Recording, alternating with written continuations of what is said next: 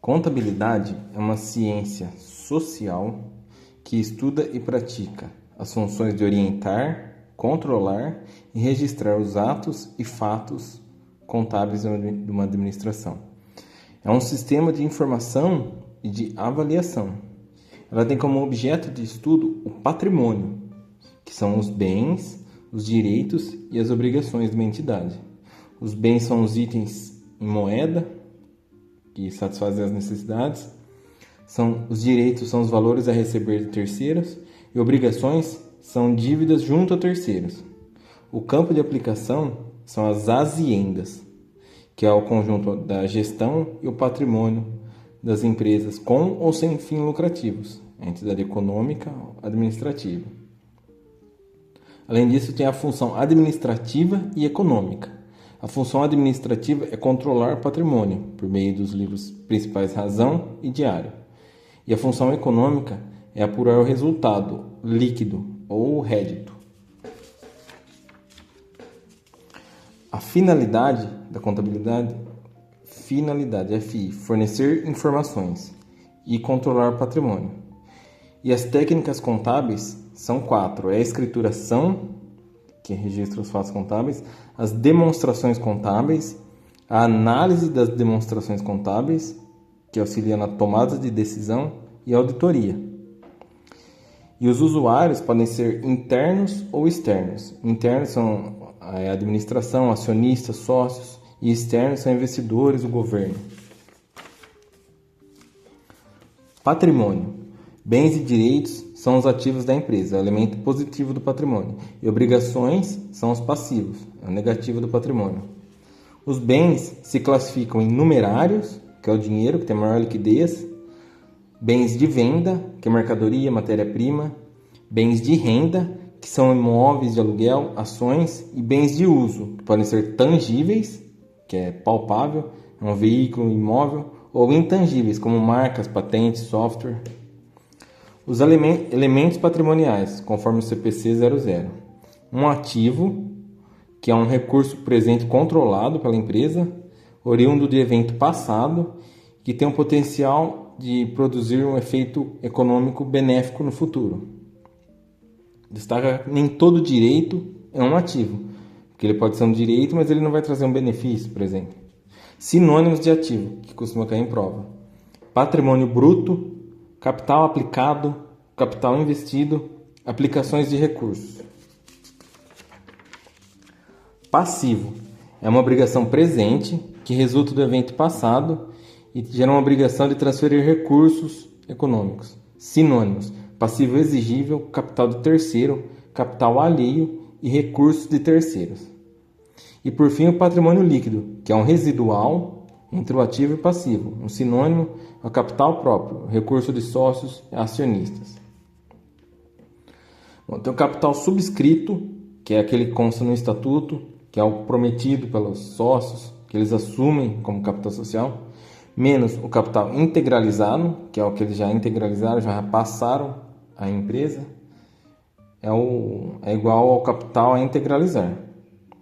E o capital autorizado é um limite previsto no estatuto para realizar novas subscrições. Ele já consta no estatuto, não precisa de outras autorizações.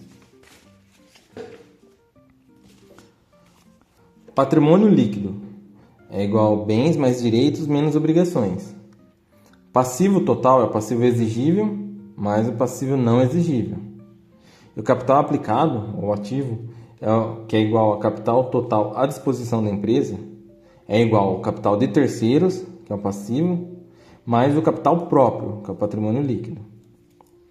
Os estados patrimoniais são 3 possíveis para apurar a situação líquida da empresa. É uma situação líquida positiva, quando é maior que zero. Situação líquida é nula, quando é igual a zero, ou compensada. E um que cai bastante é a situação líquida negativa, que é o passivo descoberto, que é quando o ativo é menor que o passivo. Então, fazendo um jogo de equação, você vê que a situação líquida é menor que zero. Com esse mesmo jogo de equação, dá para ver que o ativo e o passivo nunca vão ser negativos. E com isso, o patrimônio líquido nunca vai ser maior que o ativo. As contas. As contas elas servem para qualificar os elementos patrimoniais e quantificar por saldos devedores e credores. As contas semelhantes elas podem ser agrupadas, conforme o artigo 176 da Lei 6404. Esse agrupamento ele tem que indicar a natureza, é no máximo 10%, 0,1 do grupo de contas e é vedada a designação genérica nesse agrupamento. Importante, o método das partidas dobradas. Todo débito corresponde a um ou mais crédito e a soma, o total de débito tem que ser o total de crédito. O ativo, despesa, tem natureza devedora, ele aumenta com débito, reduz com crédito. O passivo, patrimônio líquido, receita, tem natureza credora, aumenta no crédito, reduz no débito. Exceto as contas redutoras, que aí é ao contrário. A redutora do ativo, ele aumenta no crédito e reduz no débito. Variação da natureza.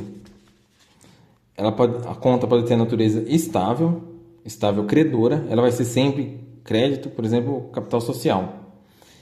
E estável devedora, que é, por exemplo, caixa, que natureza devedora está sempre no lado esquerdo do razonete, por exemplo. E instável, ela pode estar num ou no outro, por exemplo, lucro e prejuízo acumulado. Funções das contas. Ela tem a função de representar os itens patrimoniais e de resultado. A estrutura, os elementos essenciais para mensurar uma conta. Tem que ter a data, o histórico, débito e crédito e saldo. E isso vai constar no livro Razão. O plano de contas ele serve para uniformizar os registros. Ele é flexível. Ele gera o elenco de contas, ou rol de contas, que é uma relação das contas e os códigos. Então, por exemplo, o ativo, código 1. Agora, ativo circulante, 1.1. Item muito importante, teoria das contas. Existem 3 teorias, que é a personalista, materialista e patrimonialista. A teoria personalista, ela pode ser proprietário, que é o patrimônio líquido, receita e despesa, agente consignatário, que são os bens, e agente correspondente, que são as obrigações e direitos. Materialista pode ser integral ou diferencial. Integral, ativo, passivo, e diferencial, patrimônio líquido, receita e despesa. E por fim é patrimonialista, que divide em patrimonial e de resultado. Patrimonial é ativo, passivo e patrimônio líquido, é aqui que difere da materialista, e de resultado, que é receita e despesa. As contas de compensação ou contas extrapatrimoniais, elas elencam os atos administrativos relevantes e não os fatos, por exemplo, as hipotecas. Além disso, a conta ela pode ser sintética ou analítica. A sintética ela é resumida, ela sintetiza. Então, por exemplo, a conta banco. Já a conta analítica ela é mais específica. Por exemplo, Banco do Brasil. Bom, distinguindo ato e fato administrativo contábil. O ato ele não modifica o patrimônio, que entra nas contas de compensação ou extrapatrimoniais. Já o fato ele modifica de maneira quantitativa ou qualitativa o patrimônio. Ele pode ser permutativo, quando não alterar o patrimônio líquido, então fica só entre o ativo e o passivo. Ele pode até ter uma alteração aqui no patrimônio líquido, mas ele não vai nem aumentar nem diminuir. Modificativa, que altera o patrimônio líquido, que pode ser diminutiva, quando reduz o patrimônio líquido, ou aumentativa, quando aumenta o patrimônio líquido. E por fim, mista ou composta, que é simultaneamente permutativa e modificativa. Então ele tem aquela permuta e além disso ele ou reduz o patrimônio líquido ou aumenta o patrimônio líquido.